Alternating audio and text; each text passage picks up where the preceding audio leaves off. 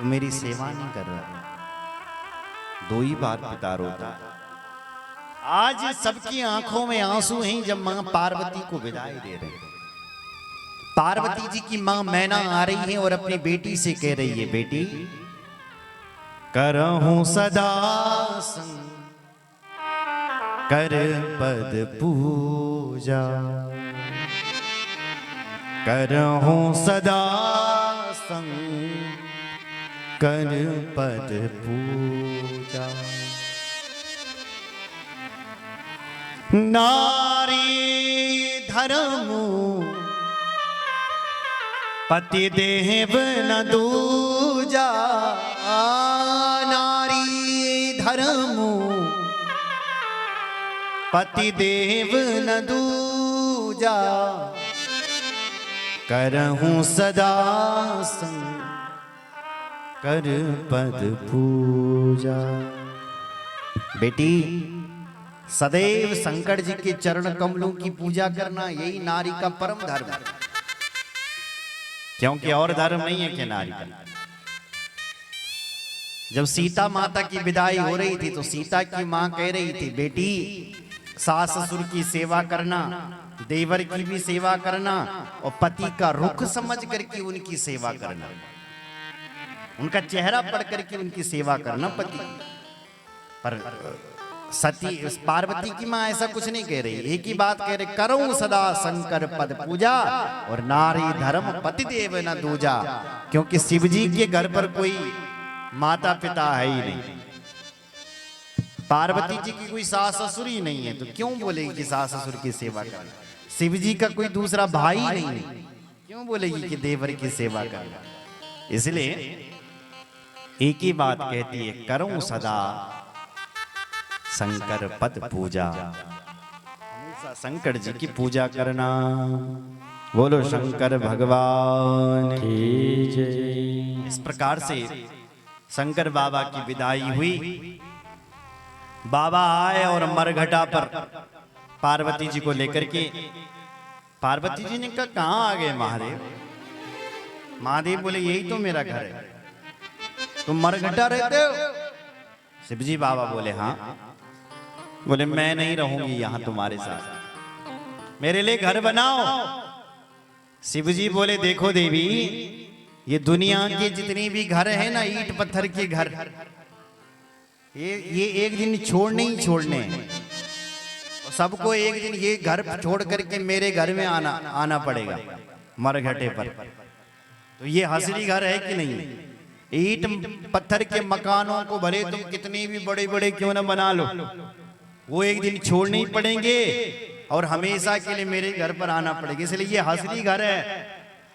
पार्वती जी ने कहा कुछ भी करो, मुझे घर बना करके दो। शिवजी समझ गए ये त्रिया हट है, स्त्री हट है, बनाना ही पड़ेगा। तुरंत विश्वकर्मा को आदेश दिया हमारी पत्नी के लिए घर बनाया जाए। विश्वकर्मा ने कहा पहली बार महादेव ने आज्ञा दी है, अब महादेव के लिए हम ईंट पत्थरों का मकान नहीं सोने का महल बनाएंगे।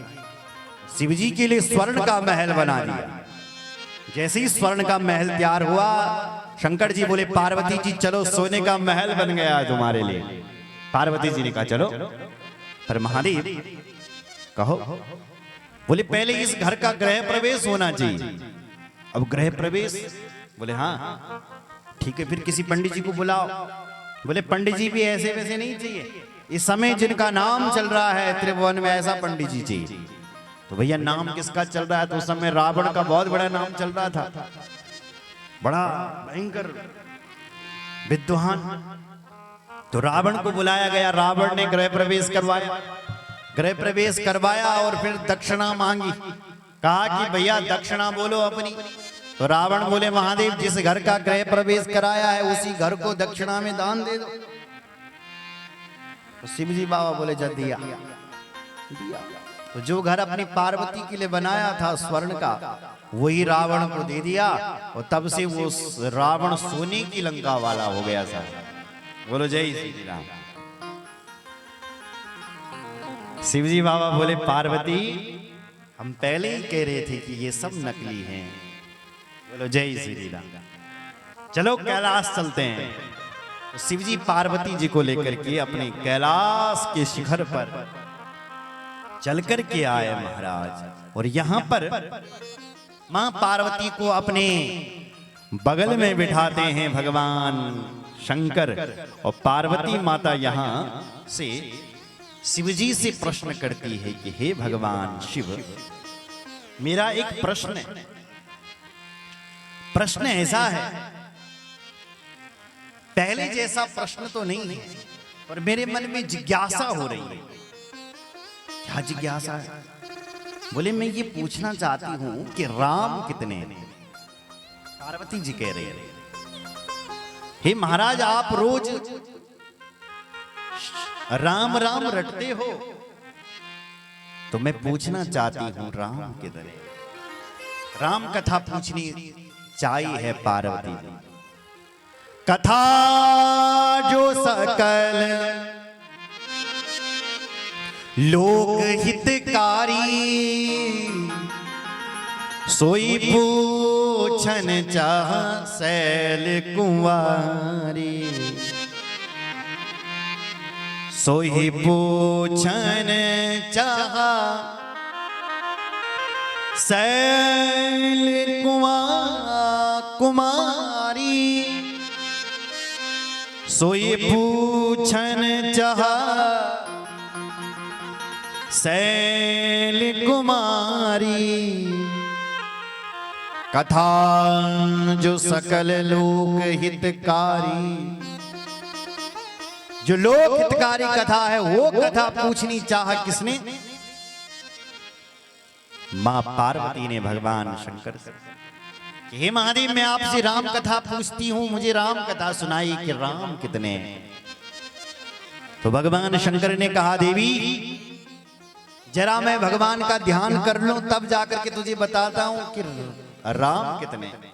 शिवजी बाबा ध्यान कर रहे हैं राम जी का। मगन ध्यान रस दंड जुग पुनि मन बाहर की। रघुपति चरित महेश तब और सित बरने। सबसे पहले शिवजी ने राम जी का ध्यान किया। मगन ध्यान मगन होकर के राम जी का ध्यान किया। और उसके बाद पुनिमन बाहर, पहले तो ध्यान किया और उसके बाद अपने मन को तुरंत बाहर कर दिया। अगर ध्यान में चले गए तो कथा कौन सुनाएगा फिर? इसलिए थोड़ी देर के लिए ही ध्यान किया, उसके बाद अपने मन को बाहर किया। और रघुपति चरित महेश तब हर्षित बरने ली। रघुनाथ जी के चरित्रों का ध्यान करते हुए अब वर्णन कर रहे हैं। सबसे पहले मंगलाचरण करते हैं।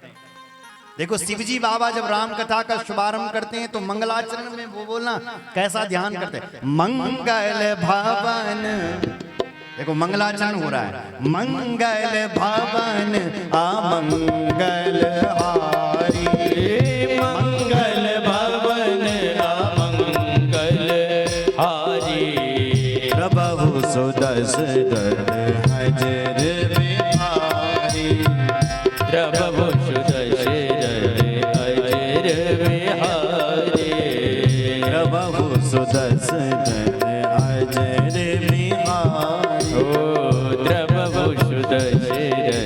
अजर बिहारी। करी प्रणाम राम त्रिपुरारी। करी प्रणाम राम त्रिपुरारी। हर्षि सुधा समगिरा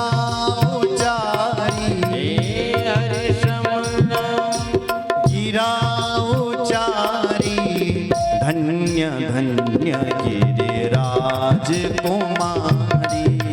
धन्य धन्य गिरिराज कुमारी। तुम समान नहीं कोपकारी। तुम समान नहीं कोपकारी। जय सिया राम जय जय सिया राम। जय सिया राम जय जय सिया राम। गाओ ना आप ही बोलो।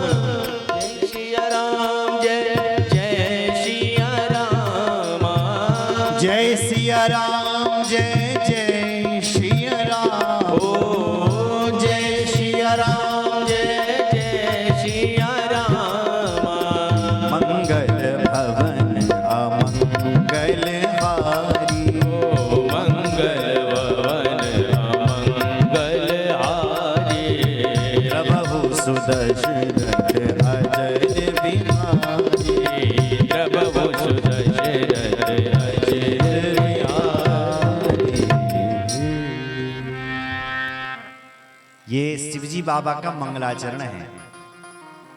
मंगलों के जो भवन हैं, अमंगल को जो दूर करने वाले हैं, दशरथ जी के जो पुत्र हैं, दशरथ जी के आंगन में जो विहार कर सुदशरथ अजिर विहार, जो दशरथ जी के आंगन में विहार कर रहे हैं, उन राम जी को मैं प्रणाम करता हूं। मंगलाचरण हो रहा है हमारा, और उसके बाद कह रहे हैं, हे पार्वती तुम धन्य हैं, धन्य है जो तुमने मुझसे राम कथा पूछी है, धन्य है देवी। धन्य धन्य गिरी राजकुमारी, तुम समान नहीं को उपकारी।